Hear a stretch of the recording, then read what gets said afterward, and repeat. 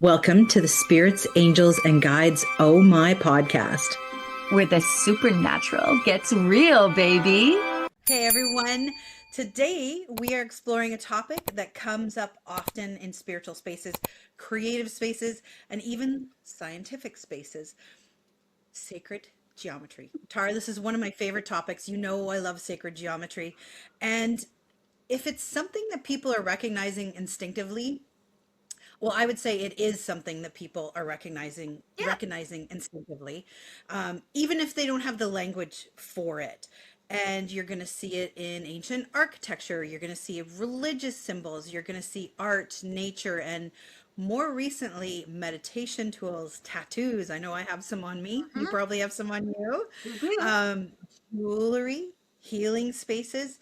And I really want the listeners to understand this really isn't about memorizing these symbols, right? Oh, yeah, no. I feel, yeah, it's more about understanding the forms, because they do seem to speak to us at a level kind of deeper than thought.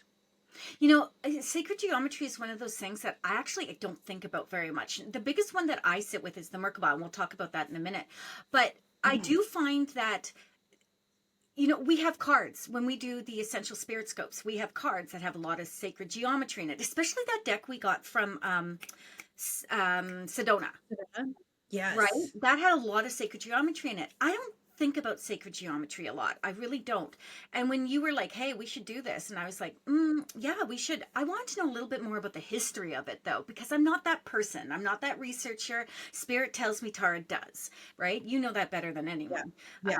because you're the researcher. I'm just, I'm just the person who lets it download. So sacred geometry isn't new. It's not even close. And that's something Right. I think I knew deep down because it feels old. Does that make sense? Yeah. It does feel old. It's like, well, you take it right back to the pyramids, Tara. Like there's all sorts of beautiful drawings inside, and a lot of it is the geometry. It's not just the people or the glyphs that you see in there. No, you're totally right, because these shapes appear in some of the earliest civilizations we know of: ancient Egypt, Sumer, Greece, India, indigenous cultures across the world. And again, when we were in Sedona, we did remember the little pink Jeep tour, and Yeah. I don't know what that is, people, if you're watching, but I was making some weird kind of traveling up a hill. Um, anyway, they had all sorts of geometry, I think, in carved into the caves that they were living in. So, you know, They did. these have been used long before the word spiritual meant what it does today. Absolutely. Like in many traditions, geometry wasn't symbolic, it was more structural. Yeah, yeah. And like it described how temples were built, how cities were laid out, how time Hmm. and cycles were understood, right? Yeah, and I mean, that makes sense. When you say the word geometry, I think math. If you didn't add Yeah. sacred into it, I'd be like, yeah, hell's no, not interested one iota. Right? I can barely do two Yeah. plus two, so there is no geometry happening in my world. So in Egypt, though, geometry was tied to resurrection and con- continuity. Continuity. Oh my Yeah. goodness, Tara Yeah. are big words. In Greece, philosophers, oh my God, philosophers like Pythagoras. Please She forgive me, you everyone. did you did she can sometimes butcher things, but we love her. It's all good. I use words the way they're spelt, not the way they actually sound. So sometimes that was Pythagoras, people. Believed number and form were the language of the universe. And in India, the yantras were used as meditation tools, not decoration. Because think about it, when Mhm. people put all that up, there is an element of decorative kind of mindset to that. So these forms weren't meant to be stared at endlessly. They were meant to train perception. That's a thing. Yeah. Someone should train them Yeah. how to And they're think. so beautiful. They're so beautiful, so many of the shapes. And what's interesting is that sacred geometry wasn't separated from daily life. It was kind of like you referred to earlier. It was the mathematics, right? Yep. Um, it was spirituality, it was architecture, it was philosophy, but it was all of it all at once. Which is kind of cool when you think about it, because Mhm. Spirituality is one of those things that everyone has a slightly bit of a different idea of what it is. You know, people that followed organized religions, and I'm jumping off onto a bit of a tangent here, so just roll with me. But people who, you know, follow organized religions, they feel they're very spiritual, right? I feel I'm very spiritual for exactly the opposite reason, that I don't follow organized religion, that I don't have a dogma, that I don't have a creed. I have principles for sure, but Mhm. I don't follow any of that. So if sacred geometry can bring together things like mathematics and architecture and philosophy and spirituality all into one combined kind of I don't know, what do you call Like this, like a container, container. container, Yeah. container, container, then I think that is something really powerful. But so many people don't really recognize it, but they're drawn to it. Mhm. That makes sense. It Because does. here's the thing, Nan. I find that humans are pattern recognizing beings. We Okay. totally are. Yep. Absolutely. And we hate breaking patterns. Can I just say that? Topic for another time. But people break the patterns that don't work for you. Our Yeah. nervous systems, you know, calm when we encounter coherence. That makes absolute sense. So, Yeah. so I'm going to use an example. Nan is the calm, I'm the storm. We move into a space and Nan's all cool and collected. She's fun as hell, but cool and collected. And I come in like a whirling dervish, and then someone has to like settle me down. It's true, right? We feel better when we're around. Just take the idea of being around people, though. I feel better when I'm with Nan because Thanks. automatically she calms me down. I feel better when I'm with Jenny. I feel better when I'm with Lynn. Well, Lynn doesn't calm me down. Lynn elevates me into to stuff. But you get my drift. So Mhm. if our nervous system's calm when we encounter coherence, then that would be true when someone is spiritual or not. Doesn't that make sense? Absolutely, absolutely. And I feel that that's why, like the so-called, you and I call it muggles because we love Harry Potter. The muggle, non-magical humans respond to pattern and shapes and geometry so well. And they might not call it sacred geometry, but they're drawn to the symmetry, they're Mhm. drawn to the spirals, they're drawn to balance, proportion, repeating forms, like even repeating numbers, Oh, right? There's so many people people. love repeating numbers. Do you know how many people send me a message and like, I got 111 today? Yeah, yeah, I'm like, exactly. that's good. That's good.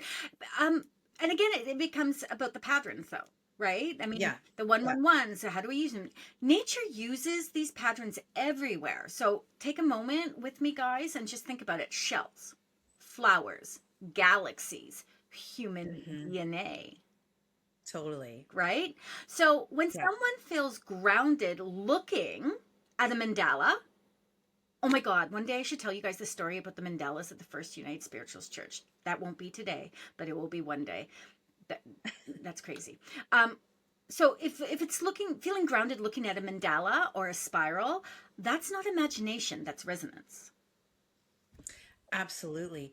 And for the spiritual and metaphysical people, the draw often goes a step further. It becomes a language of alignment. Yep. You Yep. know, it's something that helps the system organize itself. Like, I just digress for a second, but as you know, I dug all of I have my first degree is in visual arts, so I dug all of my paints and my paintbrushes and everything out of the attic over the holiday, and I started painting again, and it was staggering how much I needed balance and I needed shapes and I needed reoccurring patterns just to be part of feeling okay with the direction that the art was going. But yeah, That's cool it's very though. cool. I mean, I think that's really important. And I think one of the things that happened this is happening this year is there is a lot of reflection on what allows us to feel grounded, but also safe, right? Yes. Like safe in the work that we're doing, safe in our everyday lives, being able to have the muggle life blend with the spiritual life, blend with the work life and all that jazz. So I love that for you because it's healthy, right? Yes. It's Yeah. it's healthy, and it doesn't take you out of your body. It brings you more fully into it, and that I truly believe, Nana Banana, that this is why people tattoo symbols on themselves. Oh yeah. 100%. right? There's one medium I follow, and she's actually written a book on the spiritual meaning behind tattoos and where it's placed on your body and stuff. I can't recall her name. But it was very interesting. I know I should, we'll throw it in the Instagram. Um, but it's one of those things where when I started reading about it, I was like, this is interesting. And some of it I relate to and I go, okay, but some of it I was like, I don't know, like the fact that, she would narrow down a section of where you'd put sacred geometry on your forearm. Well, I don't know if that resonates for all the tens of thousands of people. Some people just put a tattoo there because they like it, right? Right, there's other reasons for it. So yeah, Yeah. I mean, everyone does it a bit differently, right? Like I have the pentagram, the pentacle behind my ear. I don't know if that's Nice. the best place to have the pentacle behind my ear, but it's a place I wanted the pentacle behind my ear. I have, different symbols on my arms, the big goddess on my arm right here. I don't think I Hmm. put a lot thought into it about it from a spiritual place, other than I really want this on my body, and this is where I'd like to see it. So Yeah. teach their own. And as you know, my niece and I, we actually created our own sacred geometry with our initials, and it was really cool. And we put it into like a figure eight, and we had tattoo, but we only put it on our ankle because that's where we liked it. And we had space, Okay, so it was. there you go. But you want to hear something weird about that, though? Is that Mel and I were fooling around with Mel being one of my besties in the Muggle world, and we were fooling around with our initials, trying to make a tattoo out of it, Yeah, and we made a tattoo out of it, and we're gonna get it done. that's I'm hilarious. gonna have to get tattoos on like my forehead soon. I'm running out of spaces here, people. Okay, um, so we're okay. Sidetracked. We were all over the place. Let's talk about some of the common forms and how people use them. Okay, Yes, let's get my back on track. let's back on track. People, stay with us. The Merkabah. That is my favorite piece of sacred geometry. Might be because it's the one that I was introduced the first and learned the most about. I actually spent a tremendous amount of time working with the Merkabah with Claudette Godin, who's passed over now. She was a very, very Oh, lovely, lovely, very high reputation in the spiritual community, both in England and over here. And I sat with her and we did a lot of work with the Merkabah. It's not for the lighthearted. The Merkabah is often associated with the light body. So this is a lot of, you know, trance work and things like that. But mm, let's talk about it from a practical level, though, because I don't know how many of you guys are suddenly deciding you're going to do trance work and light body up into you know where. But practically, it is about balance, okay, between the polarities. So masculine, feminine. And do not fight me about masculine, feminine. They are separate. They blend well together, but they are separate. Action, rest, heaven, earth. So people use it in meditation, protection practices, or grounding, not to escape. Okay? Hear me, babies. The Merkabah, not to escape. Oh, I have a Merkabah right here. so for the people listening, Yes, she's showing it sorry. on camera if you want to see on YouTube. I always forget that some of you are just listening, and Nan always remembers. But anyway, um, I'll take a picture of this and we'll put it in Instagram. Anyway, heaven, earth, masculine, feminine, action, rest, using this not to escape in meditation or protection practices or grounding, but to orient. Yeah. It's powerful. I have some Merkabahs too. I love them. And of course, I have them in crystal form because I love my rocks and crystals. Well, Um, crystal. but if we go, yeah, it's beautiful. It's beautiful. Thank you, Mom. Um, so one of the ones that I really like to work with is the flower of life. And for those of you who've had a reading with me, my spirit board has the flower of life on it. Mm-hmm. It's a board I co-created with my spirit guides. It's a really powerful reading I do. But the one thing I love, other than the fact that it's one of the most universally recognized patterns, it represents interconnectedness. And so, how everything emerges from the same source. So, when I'm doing my readings, I'm basically pulling in that energy, pulling in chakra crystals, spirit guides. So, it's a really, really powerful sacred geometry piece that helps me do a really cool reading. Just thinking about the what it's called, flower of life. Like interconnectedness just makes sense when I don't know why Yeah. you said flower of life, you said interconnectedness, I said boom, that's it, absolutely. So people Yeah. use it for centering, clarity, creative flow, calming, overstimulation. I feel like I need the flower of life right here on my forehead, people. It's not about activating anything though, you guys. It's about remembering coherence. It's very Yeah. purposeful, the sacred geometry, I find very purposeful in It is. being able to use it in your humanness. Again, representing why so many people that maybe don't practice spirituality or metaphysical work on a day-to-day basis are drawn to it. Yeah. And so one of the other ones that people naturally go to on the flower life is the seed of life. And so the seed of life is often seen as the blueprint of creation. Okay, I love this one for beginnings. And we don't Hmm. talk about the seed of life very much. I'm going to be honest with you. I don't know about you, Nan, but how many times have you been like, oh, we're going to use the seed of life today? Like, it doesn't come up very often. It has to be very intentional, right? I don't know why. Yeah. Even calling it the seed of life makes me giggle because I'm that kind of mature. But new cycles, intentions, healing work, okay, reminds the Hmm. system that growth happens in stages, not all at once. Yes. Yes. And let's go to my next favorite one that I use all the time with the Akashic readings I do, which is Metatron's Cube. I've even got it on my wall. So if you're watching, let's do this. See if I can show. Can you see it? Oh, that's so cool. You do have it on your wall.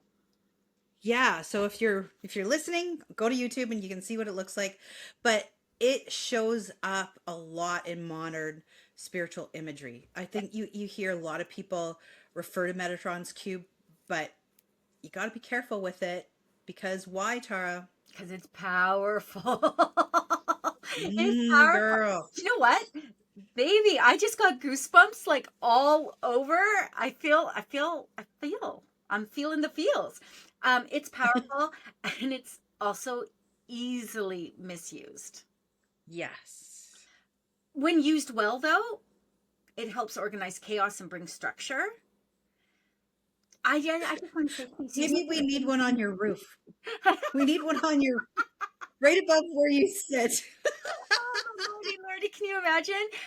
When chased or overused, though, it can overwhelm the nervous system. And I don't even think you have to chase it or overuse it to just have it overwhelm the nervous system. I just said it and I'm overwhelmed. I broke out in a rash on my hand and everything. Oh. Okay, man. Let me calm Okay. down while you do the next one. Okay, so let's talk about the Sri Yantra. This one is one of the oldest sacred diagrams that's still in use. And what is it used for, Tara? It's like testing I 101. know. Okay, let me think here. Focus works on focus, presence, and integration, um, but not visualization. Attention, Right. Yes. attention. So this is a good one, and I would just like to say that I thank the great goddess that you said that name, and it wasn't me. I know when I do the research sometimes and I throw some notes towards Tara and we're referring to them as we do the podcast, afterwards she's like, really? Like, I think I need to start putting pronunciations in for us as well. You know what? It is totally a Tara thing, though, Nan. I've always been like that. The name Persephone, one of the goddesses. Do you know how long it took me to be able to Yeah. say Persephone? Because I would look at the word and I read it as the letters are. Persephone. Like, that's Yes. not Yeah. spelled like Persephone. I'm just saying. Just saying. Just saying. You know what? It was that way for with quinoa. I quinoa. I always said quinoa, and I was like, for years, and my cousin's like, it's quinoa. I'm like, but it's spelled quinoa, and she's like, no, no, no. Anyways, I digress. Let's get back on track. So let's talk a little bit, Attention. Tara, about it's me focusing this time. The misuse, bypassing, and why chasing around signs and symbols and stuff like that doesn't work. Thank you, Okay. great goddess Nancy. Bring it home, baby. Okay. Not that I want to call anyone out, but we do have a friend that, Oh, you so you want know, to. Well, and they have an alarm set for when the time it shows up. And so on the phone, if it's 111, 222, the alarm goes off, and I'm thinking, but that's not, that's to me, that's chasing it a little bit. That's chasing the signs and symbols. With all due respect, I love her dearly. I'm not going to say her name. But for me, the magic is in when I'm completely stressed out and need a sign and I look at the clock and it's 111. That's when Yes. it's like, oh, Yeah. okay. No one needs the ding ding Right? ding ding ding. I mean, maybe they do. It's no shade. We're just There's no shade. I mean, if it empowers her through the day, then even more great. But even I've more great. seen people chase Yeah. more great, more great. I mean, that's not even good English. I can't even. Menopause is fun. So we've seen people chase geometry, and that's sometimes when things can get dysregulated. Oh, so much so. When it's real, people become more embodied. So what I mean by that is, like you said, when you're thinking about something and all of a sudden you look over and it's 111. I'm super hyper focused on 111. I think that's because it's January. Um, uh, Yeah, you become more embodied when it's natural, not less. yeah, Like more present, more yeah, functional. Because now you're looking at it and you're like, okay, okay, I see it. Thank you. yeah, yeah. And that's the part people don't often talk about. No, because everyone wants it to be something spectacular, right? Sensations Hmm. without integration don't mean growth. If it destabilizes your life, relationships, or body, it's not sacred, it's just stimulation. So Yeah. people have a really hard time, again, that aren't working in the metaphysical, spiritual elements on a regular basis like you and I do. They have a Hmm. really hard time figuring out if this is just sacred or is this stimulation. It's and they want it to be sacred though, and they want it really Hmm. really bad. Do you remember when we talked about how people would come to me and be like, someone crossed over, I need to see them, show me how to be clairvoyant, and they would do the work with me, but they still couldn't see it because they were forcing it. I feel like this Yes. thought Yes. falls into that kind of flow, right? Mm. You know, we're so excited. That's why angel numbers to me mean very little now. Mean Okay. very little to me now, because I find that for me, it is just a really quick, okay, yeah, that makes sense. I don't need to read anything into it.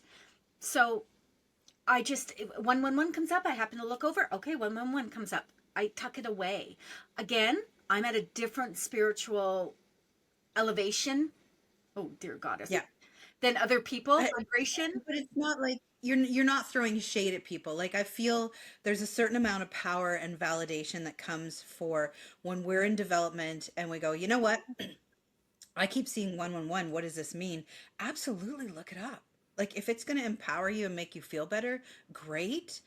Um, but don't build identity around it, Right? It can't right? become your whole personality, right? So I'm going to repeat Yeah. something again. We're talking about this, and we're talking about sensations without integration don't mean growth. Okay, that makes sense. That's what we're actually talking about, guys. When Nan and I are battling over here, that's what we're talking about. If it destabilizes your life, these these symbols or anything like that, destabilizes your life in relationships or body, it's not sacred. It's not doing what it's meant to do. Your humanness is Yeah. in the way. It's just stimulation. I can't Hmm. say that loud enough for everyone. Yeah. Okay. So, this brings us to exactly what I wanted to talk about, which is why advanced practitioners talk about it less. Okay. Mm. So remember how I just Yep. said to you, like 111 is great and lovely and means a lot to, but for me, it doesn't mean the same thing anymore. Like I see it, I can Right. integrate it. I can integrate it without even thinking about it. Sometimes I look at it and someone else will say, "Do you see it's 111?" I'll be staring straight at it. I'll be like, "Oh yeah, it's 111." It just doesn't mean the same thing. But I've noticed the people who really experience this, like you said, Nan, you said it beautifully. My girl Nan said it beautifully. Those who really experience this don't build identity around it. Yeah. Yes, it's like you said, it integrates and then it disappears or it's absorbed. Like you just kind of you understand it. And And life just works better when we receive signs and symbols that way, in my opinion. Me too, because it's no force. It's not overthinking. There is so much overthinking in spiritualism and the metaphysics that, I mean, again, it comes down to trying to make everything fit. Yeah, So if you just let it integrate and it just disappears and you just allow it to happen, that's usually how you know it's authentic, guys. That's usually how you know it's absolutely. authentic, right? Exactly. So Yes. basically, if yes. So if someone is listening who is experiencing this or wonder if they are, it's the relationship that matters more than the phenomenon. So think about Woo! the relationship that you're having. What is what is the sign? What is the symbol? And what is your relationship to it? Don't chase it. Just have it, like Tara mentioned earlier, interpret it naturally. Let it flow into you. Um, and you don't necessarily have to seek, Dr. Mm. Google to find out what it is, but feel it, right? And you're going to hear Tara and I talk all the time about journaling. Journal, right? And then Yeah. notice what energy is stabilizing after you have that engagement with that sign or symbol. Absolutely. Like the interpretation of everything, we all have a different interpretation. So not everything is going to like line up with what Nan thinks something means, the experience, and what I think it means. We are all unique and we all receive for our own personal development. Okay. Mhm. So if you're sitting there and you're listening to um, Cryon channeling, right? And they're talking about Cryon's talking about, if you don't know Cryon, go look it up, please. To Lee Carroll, go look up. And if Cryon's giving you this interpretation, that is their interpretation. Do you know what this reminds me of, Nanny Boo? Mm. I've called you Nana Banana. What? I've called you all sorts of stuff today. This reminds me of when we were talking about oracle cards, and when I teach and you teach about oracle cards and the use of them. How I always say, if you don't throw that book out faster than your head can spin, then you're going to rely on other people's interpretation of what the card is. And yes, even my deck of cards that's coming out, we put a little tiny thing about what the cards are in there, but the interpretation of the card is yours. It's yours. Spirit will Yes. work through you to give that message, whether it's for yourself or for someone else. Not what it says in the book. The book will give you maybe this much of it, but you have to be able to legitimately bring it from source, right? So if you interpret it one way super quick because you know that everyone interprets this way, you're not doing the work. So you're not using the symbols the way they're being guided to you to be used. That's just my thought process. Final Yeah. words? And yeah, well, you and I have talked about this, and I'll digress on oracles for a second. When people are starting out, I feel Tara will say throw the book out. What I will say is in the morning, pull a card, journal about it, download what you need to download for signs and symbols. And then if you really need to consult the book, look at when you're done your day and go, what did that artist mean with this? What did that psychic mean with this? Eventually you probably won't use the book, but I feel when you're starting out, it's not necessarily a bad thing to consult it because sometimes it's nice to understand where they were coming from, especially if the cards are more simple and they don't have a lot of robust art in them, if that makes any sense. I think for me, the whole thing is if you, especially if you're new to this, I get you. I know what you're saying, but I I I guess I worry. I guess I am overthinking this. But if a new person comes in and they're using their cards and then they journal it and then they go, and you have to be in a certain place in your development to be able to go and look at that card and not be like, "Oh shit, I was wrong." Good point. Yeah, that is a good point. That's a It, great point. right? You have to be Yeah. able to trust what you've written, babies. Trust what you've written. It Yeah, is correct. And then go over here, and if it aligns, great. If it doesn't, that's okay too. That's exactly. And okay. that's I'm glad you added that. That's a good qualifying addition to what I'm saying. Absolutely. I Thank you do very agree with much. that. Okay. So this is why we work so well together. But I want to say this. If geometry never shows up for you, that's not a deficit, baby. Like, it's Mm, okay. If you don't recognize it, that's okay too. Integration happens through many pathways. Sacred yes. geometry doesn't make life more mystical. Sounds like it though when you talk about it like that, right? It usually makes life more livable. And that's kind of where we're going to leave it today. That If this sounds good. conversation, you like that? If this conversation Yeah. resonated, babies, whether you're deeply immersed in spiritual work or simply curious, notice what feels a little more settled in you right now. That's often where the real integration happens. And if you enjoyed this episode, make sure you're subscribed to us, Spirit Angels and Guides Oh My, and feel free to share this with someone who might appreciate this conversation. 111. Let it just come through you. But I also want to mention that if you'd like a quieter, more ongoing space for reflection, meditation, monthly teachings, you're always welcome to join us in the Spirit Lounge. Absolutely. Thanks for spending this time with us. Nan, I love you so much, and we'll see you next time. Thanks, everyone. Goodbye. Bye. Thanks for joining us on this journey into the wonderfully weird and metaphysical. If you loved what you heard, don't forget to follow us for more insights and behind the scenes fun.